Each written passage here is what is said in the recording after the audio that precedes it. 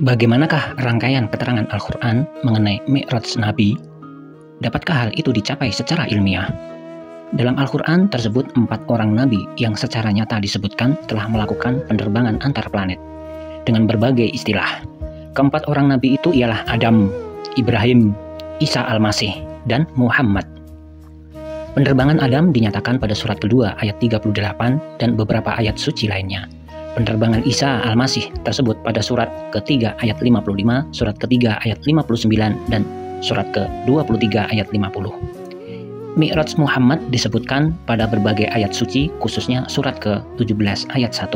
Tetapi tidak satupun yang menyebutkan nama Muhammad secara terang. Kini ditanyakan, dapatkah persoalan Mi'raj dianalisakan secara ilmiah? Bisakah hal itu dicapai oleh pemikiran manusia? Secara tegas kita jawab, dapat. Malah bukan saja dapat dianalisakan, tetapi juga akan terlaksana di antara manusia ramai pada tahun-tahun mendatang, sesuai dengan maksud beberapa ayat suci.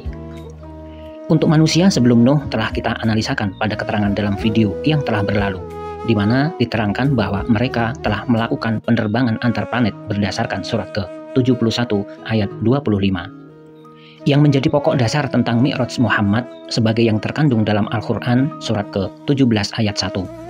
Untuk memahami maksud ayat ini hendaklah dihubungkan dengan maksud ayat-ayat lain.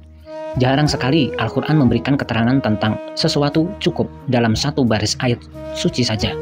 Karenanya timbullah pendapat pada para ahli tafsir bahwa suatu ayat haruslah ditafsirkan dengan ayat lain.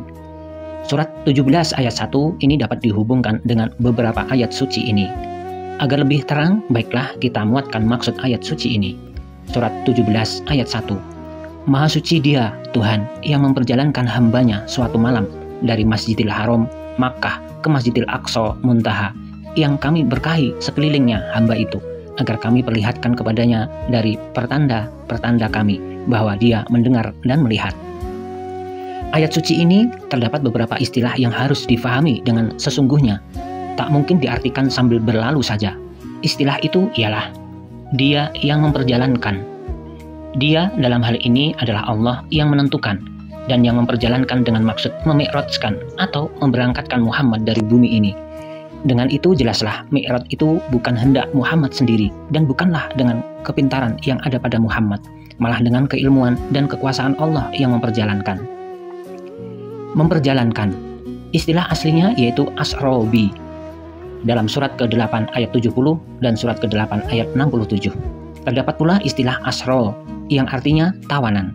Beberapa kata benda, noun atau isim. Dengan berbaik sangka kita mengartikan asrobi pada surat ke-17 ayat 1 itu dengan memperjalankan dalam penjagaan sebagai kata kerja, verb atau fiil.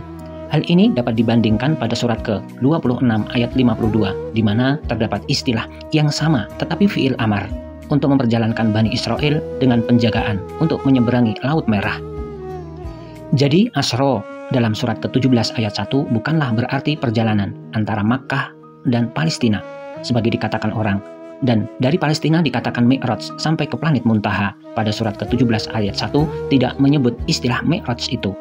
Orang harus mengingat bahwa jarak antara Makkah dan Palestina hanyalah sekitar 1000 mil dan jarak antara Makkah dan Muntaha lebih dari 4000 juta mil.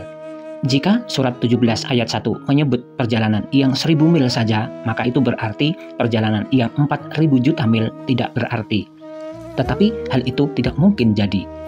Jadi, bagaimana persoalan ini sebenarnya? Perhatikanlah pada keterangan video kelanjutannya.